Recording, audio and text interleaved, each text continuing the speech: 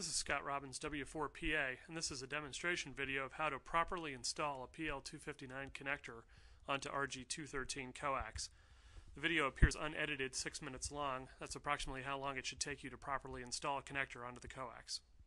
The first thing you want to do is put the shell of the connector over the coax. You're not going to be happy later if you get the connector body soldered on and you don't have that on there. Line the body of the connector up with the coax so the top of the coax roughly is along with the top of the connector. You want to cut the cable at the bottom of the second ridge on the body of the connector. Cut through the jacket, the braid, and the dielectric. The jacket and the braid will come off fairly easy. The dielectric will be a little bit harder to cut. As you're cutting through the dielectric, you want to be careful not to nick or cut the center conductor. It'll probably take several cuts. It's on there fairly tightly, and once you've made all the cuts and can wiggle it a little bit, you'll want to gently pull off the remainder of the dielectric with a small pair of pliers.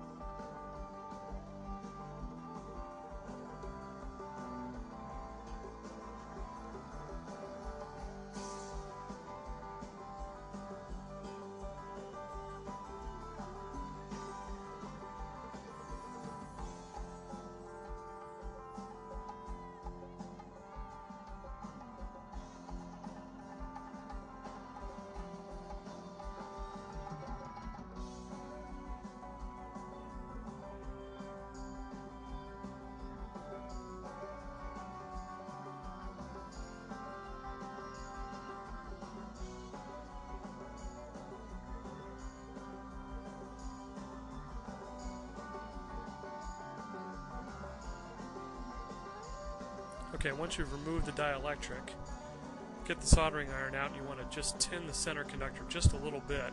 That'll help solder flow into the tip of the connector once you actually install the body on the cable.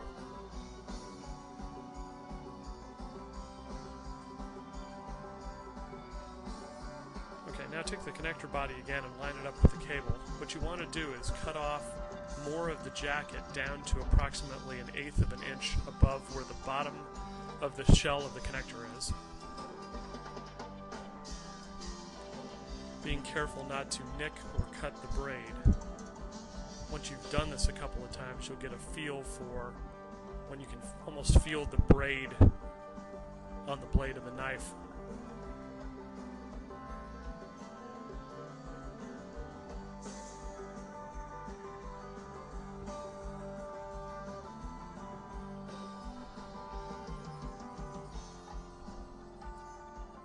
Now, take the body of the connector and slowly insert it onto the cable.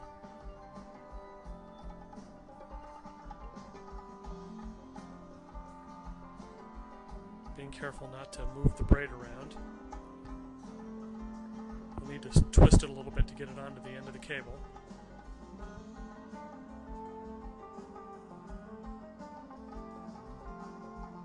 Now you're ready to solder the tip.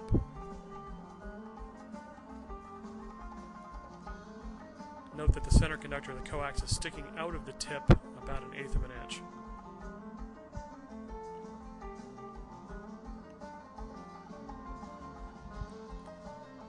Now to solder the braid to the body of the connector. Put the soldering iron on the connector and let it sit across one of the holes for about 20 seconds to get the connector body good and hot.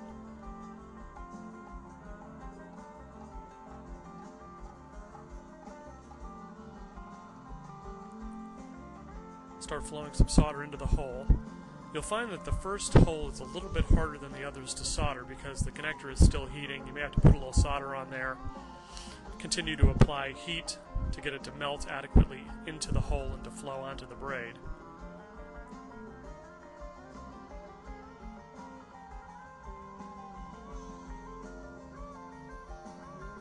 After you got that first one, the shell of the connector should be hot enough now that you can, working quickly, solder the other holes. As long as that connector is still hot, the solder should flow fairly easily into the hole and adhere to the braid. You may even go back at the end and redo the first hole if it isn't to your liking, though I didn't have to do that in this case.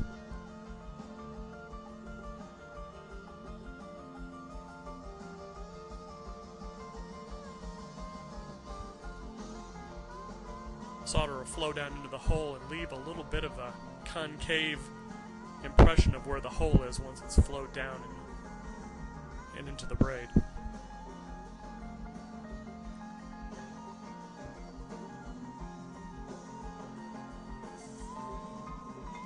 Okay, we've got that on.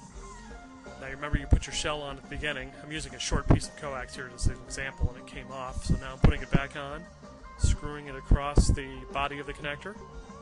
Be careful because this thing is good and hot at this point. And there you have it.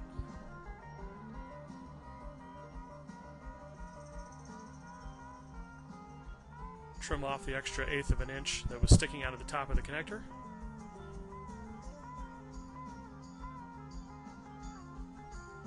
And there you have it, a PL259 installed properly on RG213 in less than 6 minutes.